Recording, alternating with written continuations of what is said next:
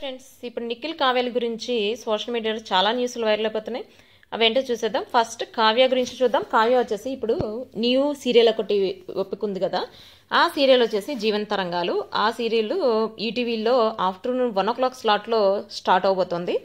దానిలో వచ్చేసి తన క్యారెక్టర్ ఐఏఎస్ ఆఫీసర్ అనమాట. ఐఏఎస్ ఆఫీసర్గా తను నటిస్తోంది. దానికి సంబంధించిన షూటింగ్ కూడా, దాని లొకేషన్స్, వాటికి సంబంధించి మొత్తం బయటకు వచ్చినాయి అనమాట. సో ఇది వచ్చేసి షూటింగ్ స్పాట్. సో దానిలో ఆల్రెడీ చెప్పాను కదా, సుష్మా కిరణ్ కూడా దానిలో ఉన్నదనమాట. సో వీళ్ళిద్దరికి సంబంధించిన కొన్ని క్లిప్స్ తన సోషల్ మీడియాలో, ఇన్స్టాగ్రామ్లో పోస్ట్ చేసింది, చూసేయండి. సో ఇది వచ్చేసి ఇప్పుడు మనకు కావ్య గారికి సంబంధించిన న్యూస్ అనమాట. నిఖిల్కి సంబంధించిన న్యూస్ ఏంటంటే, న్యూస్ కూడా ఒకటి వైరల్ అయిపోతుంది. ఆ న్యూస్ ఏంటంటే, నిఖిల్ వచ్చేసి ఇన్స్టాగ్రామ్లో ఒక పోస్ట్ పెట్టాడు అనమాట. అదేంటంటే, hey fans, coming to with a new entertainment, need your love and support. అంటే కొత్తగా ఒకటి వస్తున్నాను, ఒక ప్రోగ్రాంలో వస్తున్నాను, మీ లవ్ సపోర్ట్ నాకు కావాలని చెప్పి మెసేజ్ పెట్టాడు.